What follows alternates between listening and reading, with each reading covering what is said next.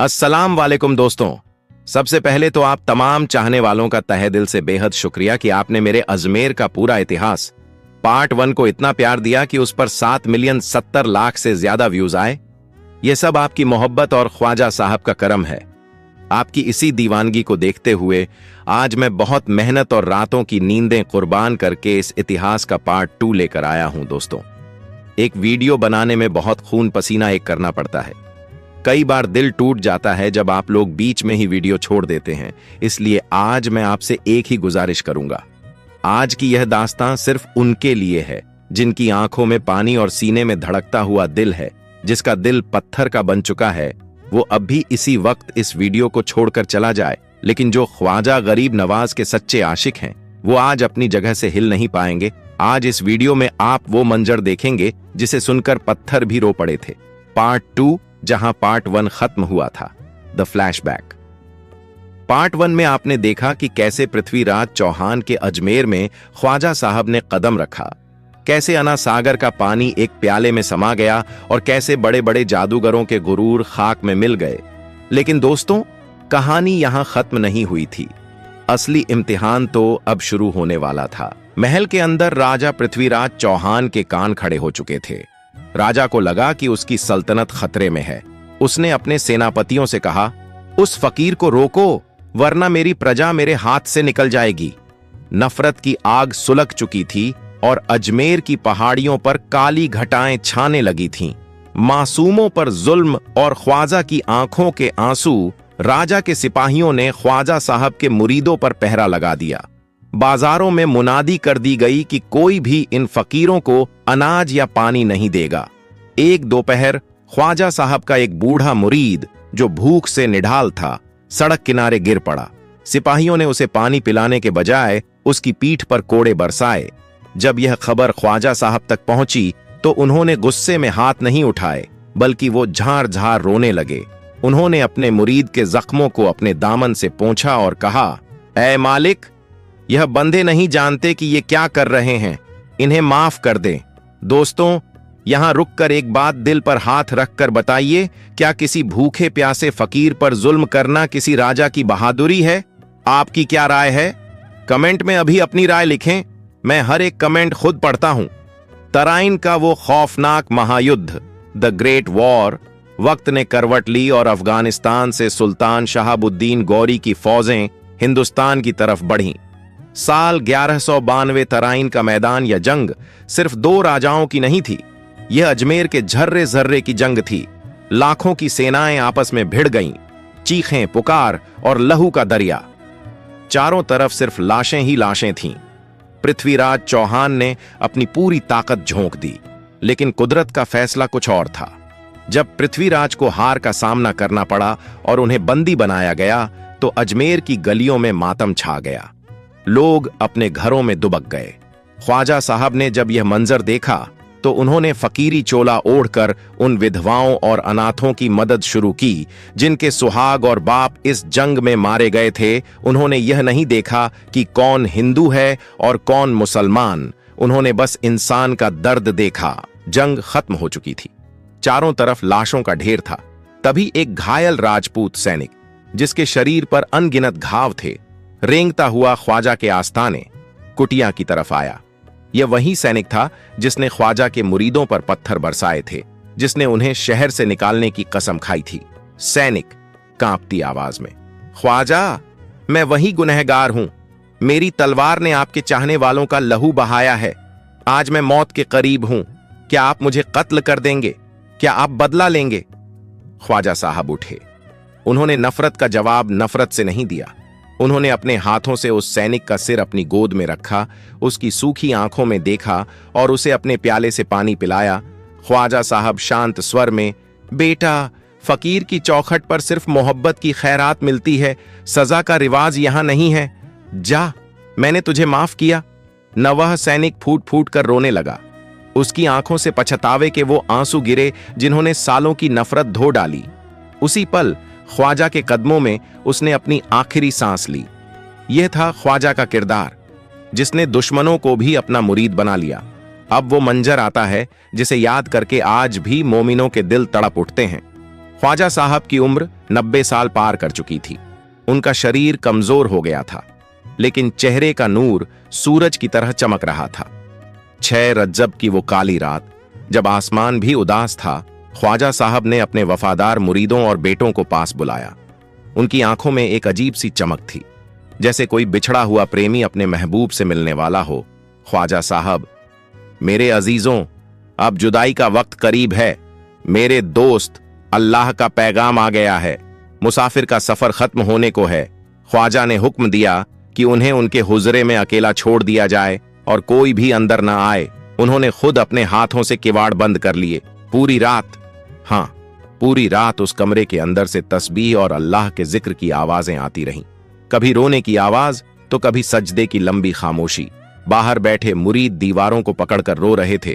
ख्वाजा, हमें छोड़कर न जाइए की सदाएं गूंज रही थीं।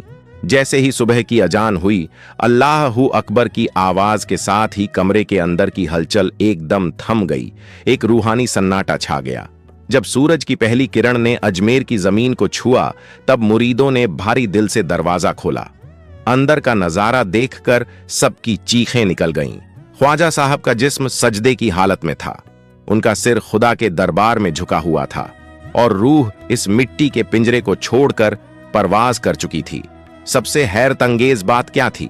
उनके माथे पर कुदरती तौर पर नूरानी अक्षरों में लिखा था, हबीब उल्लाह माता फी हुब्बे अल्लाह। अल्लाह का दोस्त अल्लाह की मोहब्बत में फना हो गया। दोस्तों, ख्वाजा साहब के इस आखिरी सफर की दास्तां सुनकर क्या आपका दिल नहीं भर आया? क्या आपको महसूस हो रहा है कि एक सच्चा अल्लाह वाला दुनिया से कैसे विदा होता है? अगर आपकी आंखों में एक भी आंसू आया है तो कमेंट में या गरीब नवाज जरूर लिखें और इस वीडियो को लाइक करें। आपका एक लाइक हमें यह बताने में मदद करेगा कि आप ख्वाजा साहब से कितनी मोहब्बत करते हैं। उस दिन अजमेर की गलियों ने जो देखा वो फिर कभी नहीं देखा। सिर्फ मुसलमान ही नहीं, हजारों हिंदू, सिख और हर धर्म के लोग अपनी छाती पीट पीट कर रो रहे थे। हर किसी को लग रहा था कि आज उसका बाप मर गया है, आज उसका सहारा छीन गया है। हिंदुस्तान की सरजमी ने ऐसा जनाजा पहले कभी नहीं देखा था।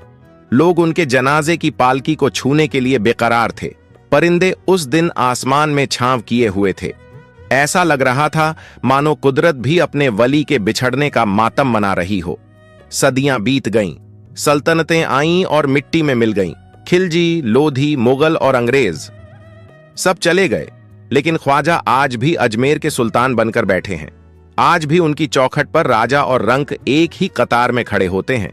नैरेटर: ख्वाजा साहब ने हमें सिखाया कि मजहब इंसानों को जोड़ता है, तोड़ता नहीं। उनकी दरगाह का लंगर आज भी भूखों का पेट भरता है, बिना यह पूछे कि तुम्हारा धर्म क्या है। दोस्तों, यह थी सुल्तान उल हिंद की वो कहानी जो हमें इंसानियत सिखाती है। अगर इस वीडियो ने आपके दिल को छुआ है तो इसे सिर्फ अपने तक न रखें, इसे अपने दोस्तों और परिवार के साथ शेयर करें ताकि दुनिया को पता चले कि इस्लाम और हिंदुस्तान की असल रूह मोहब्बत है। ख्वाजा साहब ने पर्दा कर लिया था, लेकिन अजमेर की हवाओं में आज भी उनकी खुशबू बाकी थी। जब मुरीदों ने उनके चेहरे से चादर हटाई तो देखा कि 90 साल की उम्र के बावजूद उनका चेहरा 14वीं रात के चांद की तरह चमक रहा था। लोग दीवाने हुए जा रहे थे। मुरीदे खास शेख फखरुद्दीन और ख्वाजा कुतुबुद्दीन बख्तियार काकी की आंखों से आंसुओं का सैलाब बह रहा था। कहा जाता है कि जब उन्हें गुस्सल दिया जा रहा था तो आसमान से सफेद परिंदों का एक झुंड उतरा और उन्होंने अपनी पंखों से उनके जनाजे पर साया कर लिया। यह मंजर देखकर वहां मौजूद हर शख्स की चीख निकल गई। क्या आपने कभी सुना है कि किसी के जाने पर परिंदे भी मातम मनाते हैं? ख्वाजा साहब के जाने के बाद भी उनकी दरगाह दरबार ए आम बनी रही। यहां सिर्फ गरीब ही नहीं, वक्त के सबसे बड़े शहंशाह भी भिखारी बनकर आए। इनमें सबसे मशहूर नाम है शहंशाह जलालुद्दीन मोहम्मद अकबर। अकबर के पास सब कुछ था, बस एक वारिस नहीं था। उसने दुनिया के हर हकीम को दिखाया, लेकिन गोद सूनी रही। अंत में किसी ने कहा, अकबर, अगर औलाद चाहिए तो अजमेर के उस फकीर की चौखट पर जाओ जो मुर्दा दिलों को जिंदा कर देता है। साल 1570 में शहंशाह अकबर ने एक ऐसी मन्नत मांगी जिसने सबको हैरान कर दिया। उसने कसम खाई कि अगर उसे बेटा हुआ तो वह आगरा से अजमेर लगभग 440 किलोमीटर तक पैदल चलकर जाएगा। जब शहजादा सलीम जहांगीर पैदा हुआ तो अकबर ने अपनी ताजो तख्त की परवाह नहीं की। तपती धूप में कांटों भरी जमीन पर वह महान सम्राट नंगे पैर चलता हुआ ख्वाजा की दरगाह पहुंचा। दोस्तों सोचिए, एक वो राजा जिसकी एक आवाज पर दुनिया झुकती थी, वो ख्वाजा के दर पर नंगे पैर चलकर आया। क्या आपको लगता है कि सच्चा सुकून महलों में नहीं बल्कि खुदा के नेक बंदों के दीदार पर मिलता है? अपनी राय कमेंट में जरूर दें। ख्वाजा की दरगाह सिर्फ दुआओं की जगह नहीं बल्कि एक रूहानी अस्पताल बन गई। इतिहास में दर्ज है कि एक बार एक दक्षिण भारतीय राजा का बेटा ऐसी बीमारी से ग्रस्त हुआ जिसका इलाज किसी के पास नहीं था। बच्चे का शरीर पत्थर जैसा कठोर होता जा रहा था। हार मानकर राजा उसे पालकी में लिटाकर अजमेर लाया। कहा जाता है कि जैसे ही उस बच्चे को ख्वाजा के आस्ताने की मिट्टी धूल को सर पर लगाया गया, उसके बेजान शरीर में हरकत होने लगी। वह बच्चा जो महीनों से बोल नहीं पा रहा था, उसने उठकर चिल्लाया, या ख्वाजा। वहां मौजूद हजारों लोगों की आंखों में आंसू आ गए। आज भी वहां एक कटघरा है जहां लोग अपनी बीमारियों से निजात पाने के लिए धागे बांधते हैं। अकबर ने अपनी श्रद्धा के रूप में वहां एक विशाल देग भेंट की। क्या आप जानते हैं, इस देग में हजारों किलो खाना एक साथ पकता है और इसे तबर्रुक कहा जाता है। इसमें खास बात यह है कि यहां पका हुआ खाना कभी कम नहीं पड़ता, चाहे हजारों की भीड़ आए या लाखों की। ख्वाजा के लंगर से कोई भूखा नहीं जाता। जरा सोचिए, उस दौर में जब अकाल पड़ता था, ख्वाजा की यही दरगाह हजारों हिंदुओं और मुसलमानों का सहारा बनी। वहां जात पात की दीवारें टूट जाती हैं।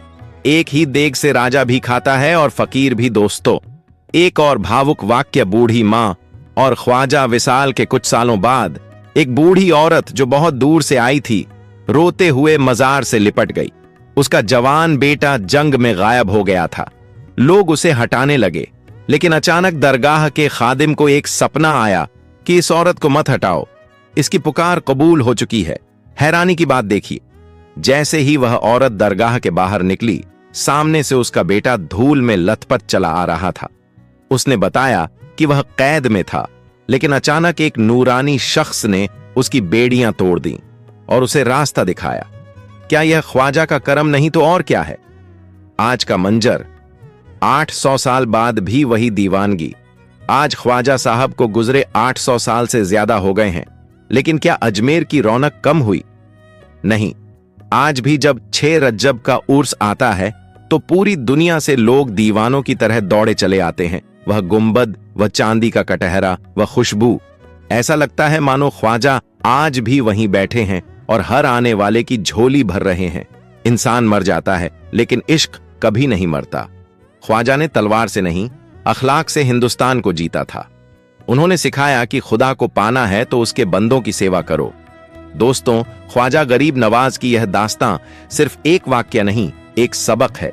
नफरत के इस दौर में ख्वाजा की मोहब्बत ही हमें बचा सकती है। अगर आप भी मानते हैं कि इंसानियत ही सबसे बड़ा धर्म है, तो इस वीडियो को एक शेयर जरूर करें। आपके एक शेयर से किसी टूटते हुए इंसान को उम्मीद मिल सकती है। क्या आपको पता है कि ख्वाजा साहब ने अपनी वसीयत में क्या लिखा था? अगर आप उनके अनमोल वचनों पर वीडियो चाहते हैं तो कमेंट में पार्ट 3 लिखें। और हां, हमारे इस रूहानी सफर का हिस्सा बनने के लिए चैनल को सब्सक्राइब करना न भूलें। अल्लाह निगहबान।